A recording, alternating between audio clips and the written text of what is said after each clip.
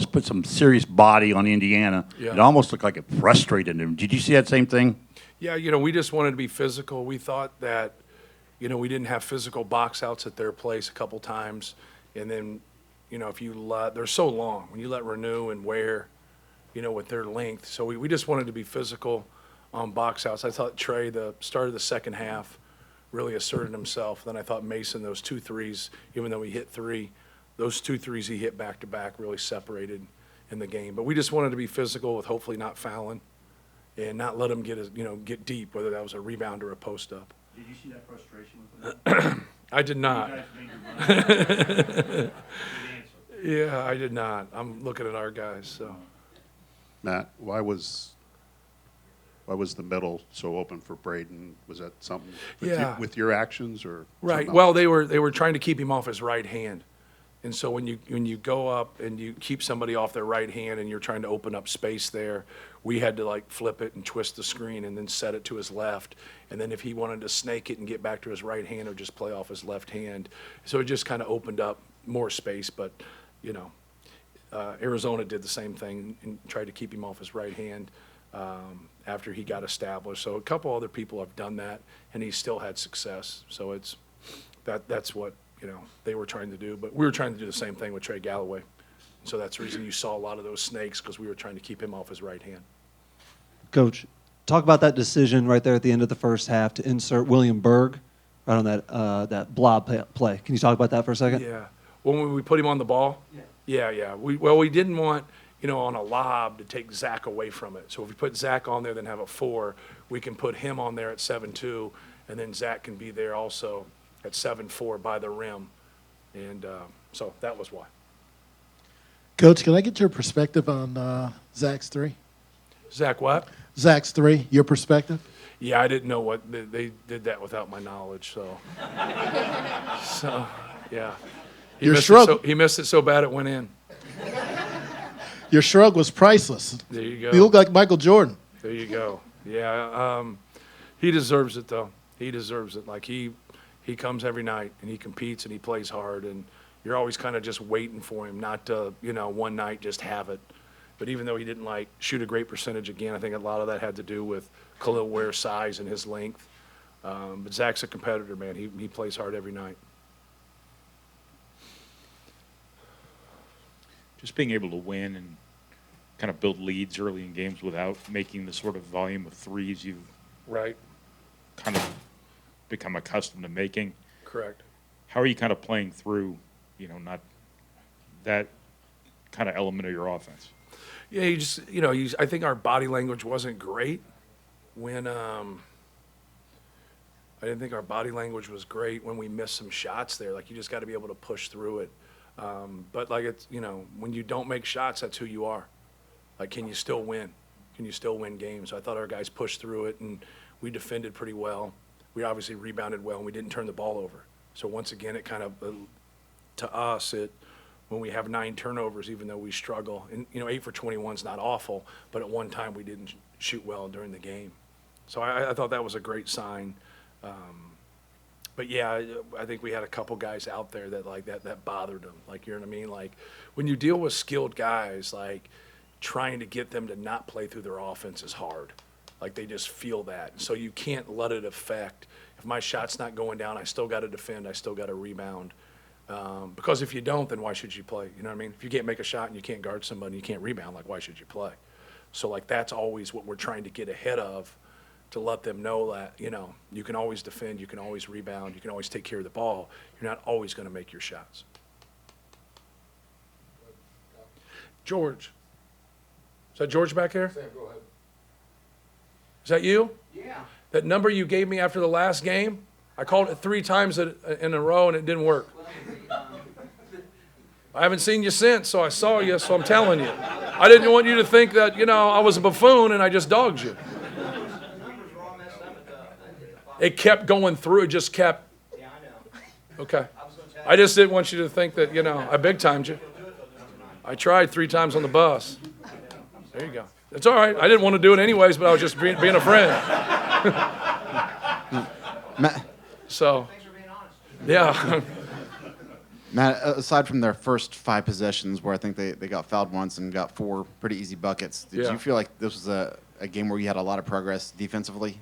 I did. You know, when everything can kind of get amplified from somebody's last game, and and obviously Trey and Renew both had 25 points. So just like starting there and trying to keep Trey Galloway, who I thought did some good things in the first half. Obviously, he didn't score. I don't think he scored in the second half, but that was just the main thing for us is like, let's keep them off the glass. Let's keep them out of transition, but let's make it really hard for Malik Renew. Let's make it really hard for Trey Galloway to get to his right hand. And, I thought we had some success there, not ultimate success. Obviously, getting Renew into foul trouble was a big deal. And that's what we were trying to do with, posting Trey Kaufman in to start the second half. We wanted to go to him and just keep going to him, and then having Zebo on that weak side to rebound because we knew they'd stay one-on-one. Matt, can we touch on that first 5 minutes where defense kind of gave up, I think it was 4 straight field goals? Right. Just what you saw from your defense getting locked in early. Yeah, it was, once again, like when we keep the ball out of the paint, I think good things happen. It doesn't mean we're carte blanche and that's it. But when we can do a better job of not letting the ball get in there through the post or the drive, we have more success. And so that's what we wanted to do a better job after they did that is like, they didn't make a 3 in the first half. Out of their 4 threes, obviously, Ware hit the 1, and then C.J. Gunn hit the other 3.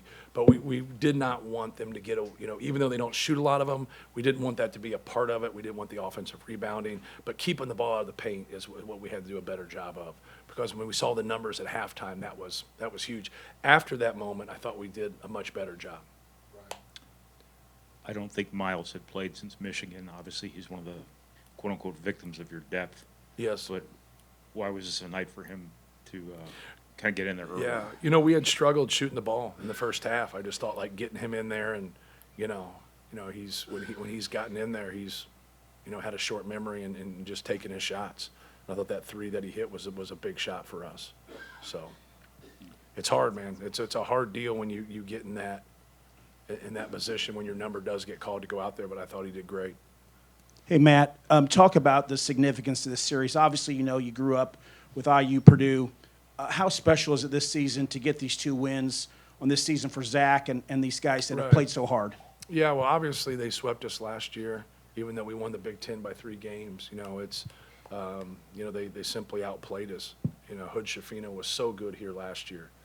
I think we helped him get to the NBA, the way we defended him. So that was the silver lining of that game, right?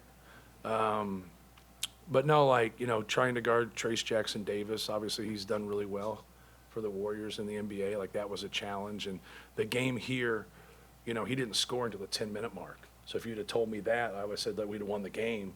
But Hood Schifino had played so well, and then Trace scored 10 points, in that last 10 minutes of the second half. But no, it's a great win for our seniors, and more than anything, it gets us, closer to being in position to win a Big Ten championship. Like it's a long road. There's a lot of people that can knock you off. Anybody in our league can beat you. So like just trying to get, one more win, and people look at like winning a championship, but you still got to put yourself in that position. So we just got to keep working towards putting ourselves in that position. But they're talented. I know they don't have the depth because Xavier Johnson in the backcourt, like he really helps them with their depth there. But that front line is talented. I think you see that in Zach going 7 for 15. Like Ware's length bothers people. Coach, piggybacking off of that, 41 combined points against IU this year. That's the most in the series since 1969. How big of a message does this send to, and have like extra energy Right. does this give you guys moving forward through the season? Yeah, it's not that big a deal. Like we want to live in the world of efficiency, especially from an offensive standpoint. When you hear coaches talk about doing your job, that's what it gets down to, like staying connected. If everybody does their job and everybody stays on the same page, it really helps your connectivity. And now you're not fooling anybody, right? Everybody knows what everybody else is doing. And good defenses and good offenses can get you off that grid. So, like, that's what competition is. Like, people will look at the result of what you do, and they're saying, well, why in the hell do you do that? Like, it's not 5-on-0. There's another team out there competing, and they're trying to stop you from doing what you want to do. But no, it's It's really not that big a deal, to be honest with you. It's us trying to get better and just be an efficient offense and defensive team, and then keep rebounding the basketball. And, if we can rebound the basketball and we can take care of the basketball, we put ourselves in a really good position with our personnel. Building off that a little bit, Zach with 4 assists and only 1 turnover tonight. Talk about his development, filling Right. out those double teams, and I think IU played him pretty much straight up tonight. Talk about his development and his decision making. Yeah, no, he's a very unselfish player. He doesn't have the buildup of a recruited guy. A lot of times the buildup of a recruited guy thinks about, what's my role? How am I going to play? How many shots I'm going to get? He doesn't have that in between his ears. He just wants to win.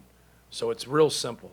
If you're by yourself and you're one-on-one, score the ball. If you're double-teamed, pass it. Don't wait to pass it.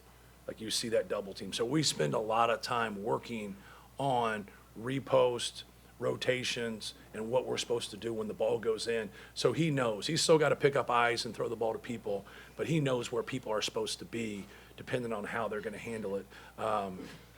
We've had people double us and have success. We've had people, stay one-on-one and have success against us. Obviously, he's had a lot of personal success, so it's not over the top, but there's not been one way that just foils us at all. Now, we've had games in the NCAA tournament where one-on-ones beat us just because of decision making and whatever. So it's not been perfect, but the thing that he's always done is he's always went back to the well and watched and learned and just kept building good positive habits. And a lot of times guys with size and coaches don't like throwing it to them because they're not very good decision makers. Well, you got to work with them. You got to work with them on their passing just like you would work in ball screen passing. And so we spent a lot of time on him working on what people want to do. They want to come quick double. They want to delay double. They want to come big to big. They want to cover down ball side. There's a lot of different semantics to that can make a guy freeze or make a guy not see it. So pass faking's a big thing, ball faking. So now when you're pass faking and you're pumping that basketball 2 to 3 times, are they playing that lane? Are they holding tight? Are they zoning off? It really allows him to process information and see where people are. But, simple wins the race. And so when you get in that situation, anytime you get 2 people on the basketball, get the ball out of your hands. You're automatically in a 4-on-3. And if you've set that up and you've stayed ball side, now you're in a 3-on-2. And so that's what you want. You want advantages. You want 4-on-3s, 3-on-2s.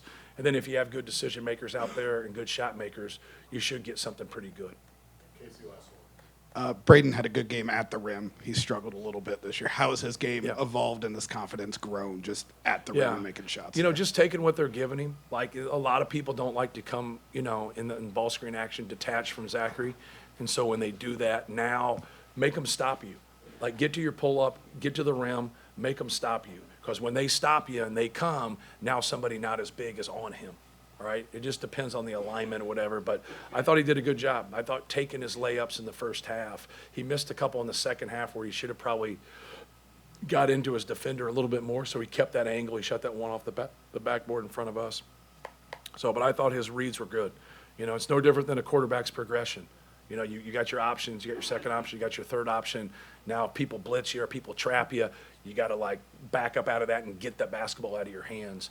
But when people play a drop, like Indiana played for the most part, now they don't want to stop you. They want you to stop yourself. That's what a drop coverage is. But you force them to stop you. And if they don't, then just shoot your layup or shoot your floater. Kansas City or San Francisco? What was that? Kansas City or San Francisco? Pittsburgh. Steelers, man.